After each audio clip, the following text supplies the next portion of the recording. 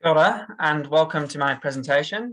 Apologies I can't be there in person. I'm presenting from New Zealand, so I'll probably be fast asleep when this is presented. But if you've got any questions, please do get in touch via Twitter or email, and I'd be happy to have a chat. So I'm Dr. Matthew Hobbs. I'm a senior lecturer in public health and a co-director of the GeoHealth Laboratory at the University of Canterbury.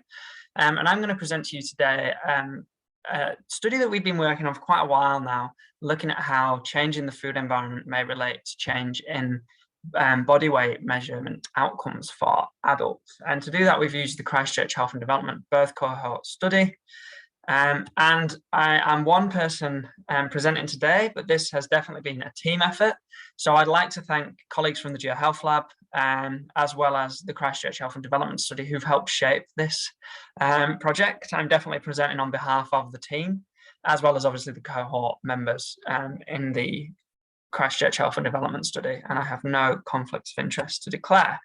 So why is this an important issue? Well, first of all, New Zealand as a country, as beautiful as it is, often gets left off a lot of the maps. So you can see this is an IKEA map on the bottom right, but no New Zealand next to Australia. So it's important that we first provide evidence from New Zealand, but also obviously there's an important public health message as well to come out of it.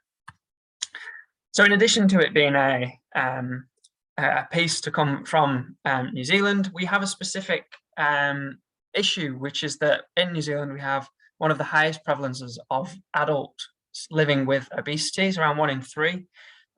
It goes up significantly if we look at Maori and Pacifica and for deprived areas. So there's a strong social gradient in this condition. There are many influences, and we haven't got time to go into them all today, but one of the things that's of increasing interest is the easy access to energy dense and nutrient poor foods. And what am I talking about? I'm talking about McDonald's, Burger King's, Kentucky Fried Chicken, but also supermarkets, which may provide better access, debatable, I know, to healthier foods potentially.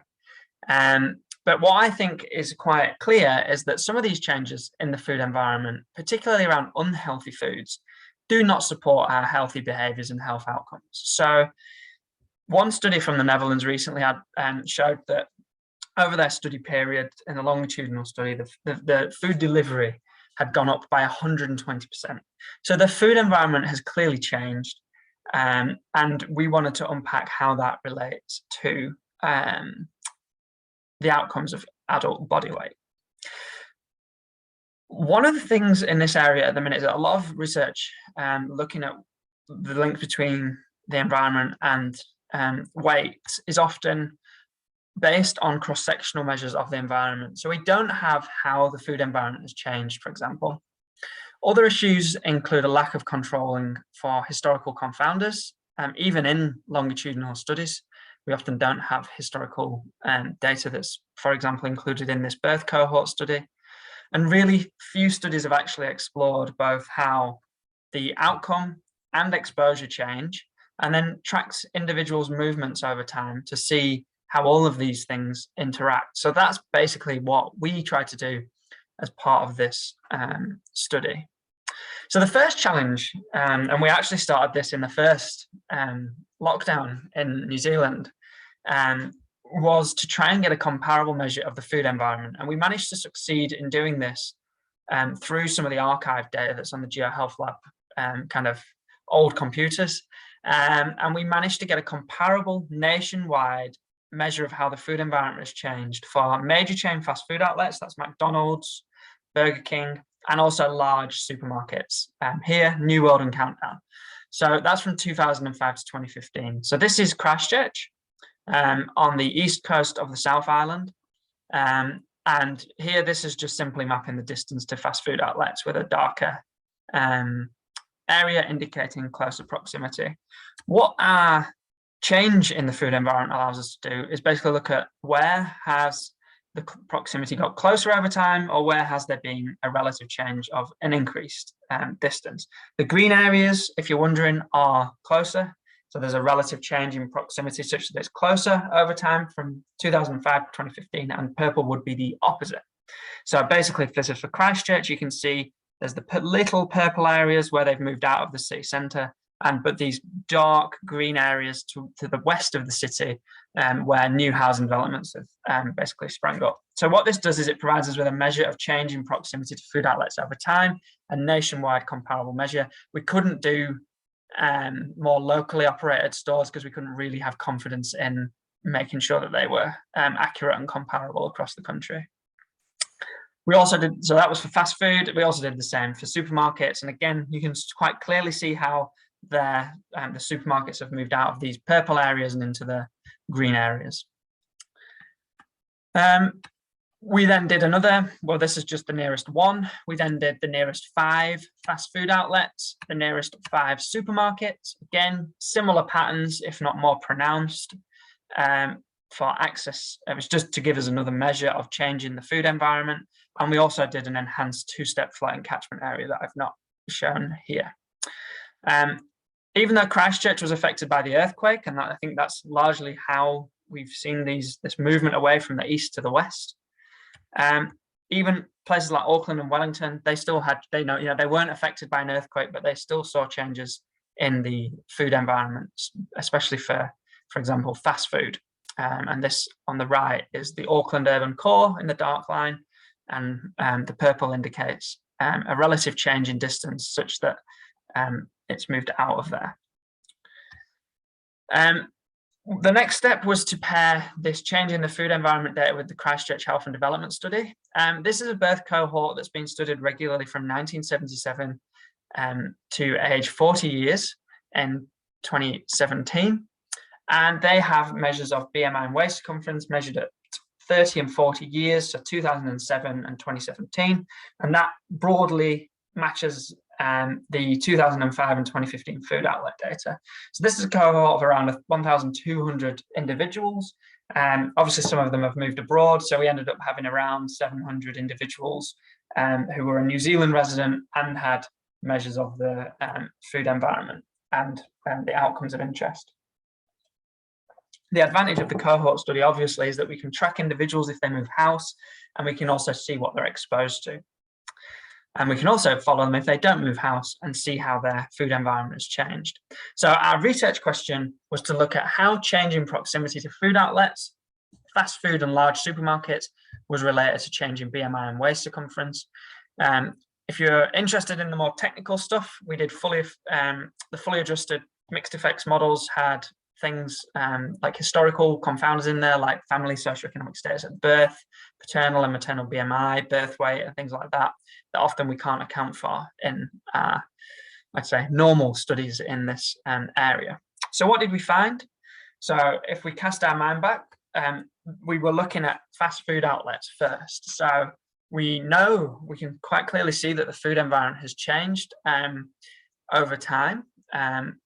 However, what we weren't sure about, we thought if people have experienced a relative change such that the fast foods got closer over time, they may have increased their BMI and waist circumference more than those that didn't experience that closer proximity. And that is what we found. So generally, cohort members who experienced change in proximity, so a relative proportional change to fast food over time, so that it was closer, with those that had the largest increases in BMI and waist circumference, relative to those who experienced moving either further away or in terms of their, they could either move house, so they moved to another location and thus were further away from fast food, or the fast food outlets, they didn't move house, and the fast food outlets moved out of their neighbourhood, for example. So there's 2 ways you could kind of think about how proximity has changed. Supermarkets, we found the opposite. So cohort members who experienced change in proximity, so the greatest proportional change, such that they were closer to supermarkets over time, experienced the smallest increases in BMI and waist circumference generally.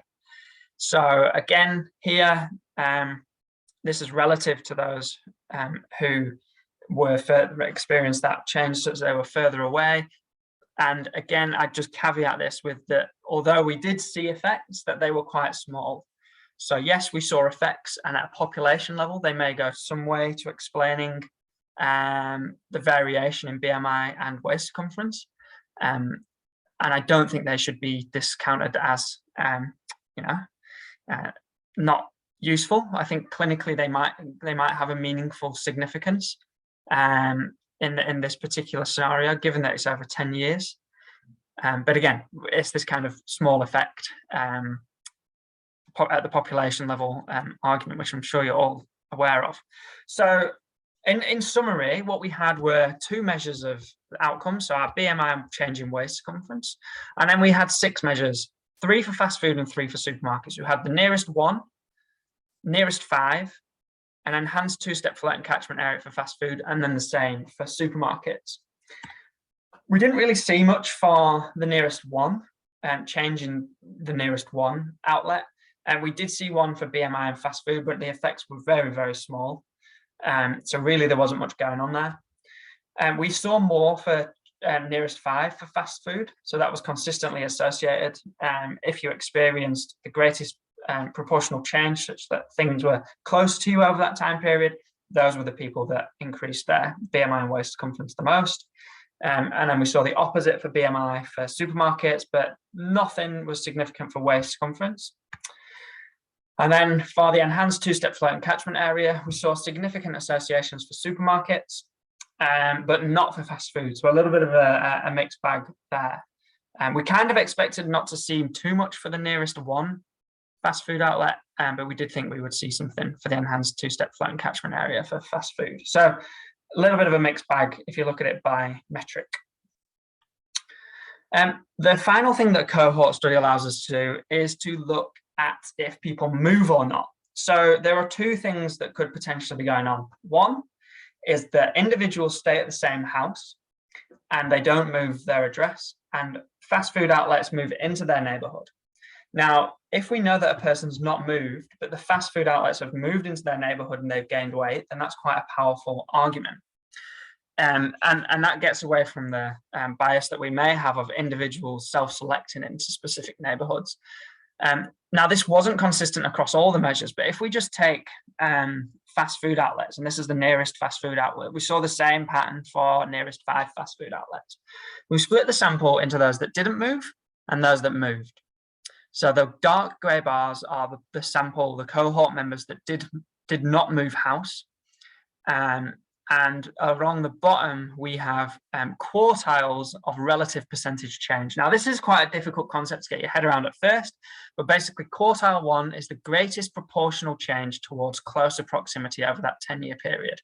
And what we can see generally is that the individuals who do experience the greatest proportional change have the higher increases in change in BMI, but actually they are highest amongst those people that don't move compared to the people that move for the people that experience that change. So when we split the sample down, there were very few of the participants that actually didn't move over the study period, and New Zealand is notoriously transient in terms of its population. So we kind of expected to see that, but we couldn't run any models because we couldn't really ask it of the models to confirm it with a statistical association. So for the minute, we've just got them presented as descriptive statistics, but there is some indication that the effects seem to be strongest in those that stayed at the same house, which may suggest that it's those are the people that stayed at the same address and fast food outlets have moved into their neighbourhood. So there may be something going on there that requires a little bit more exploration. What does this mean in terms of the real impact? Well, in New Zealand, we have a lot of discussion around liquor stores being approved in deprived areas, so alcohol outlets. And we're starting to see this with fast food outlets. So McDonald's to open 4 more restaurants in Greater Christchurch, sparking fast food intensification concerns. Now, I'm hoping that some of this research that we've got here can start to more rigorously inform what's going on in terms of policy, in terms of regulating where some of these fast food outlets may be allowed to locate, in terms of the new fast food outlets that are being built.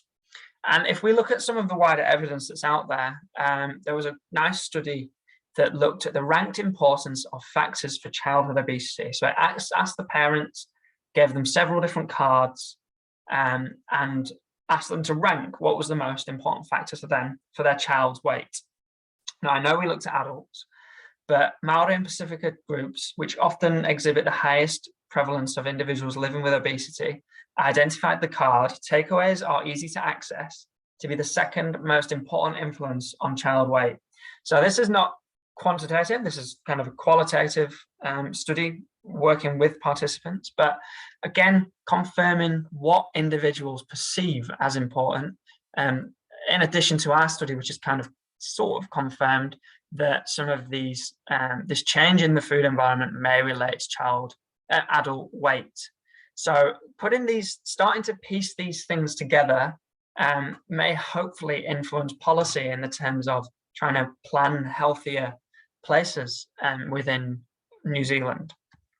So with that, I'd like to thank you for listening. As I said, I really apologise that I can't be there in person. It's just that the time difference really doesn't work from New Zealand. But if you are interested in any of this stuff that we're doing, I would really like to hear from you, either via Twitter or via email, particularly if you've got any feedback on the methods, the metrics we've used. We've done this various different ways, and we've kind of got this same result coming out. So we are quite confident that this will add to the evidence base, looking at how change in the food environment relates to change in measured BMI and waist circumference in adulthood. And I'd again like to thank the Christchurch Health and Development study and colleagues at the GR Health Lab for working with me on this, because it's definitely, as I say, a team effort, and I'm presenting on behalf of that team. So thanks for your time, thanks for listening, and hopefully I look forward to hearing from some of you soon.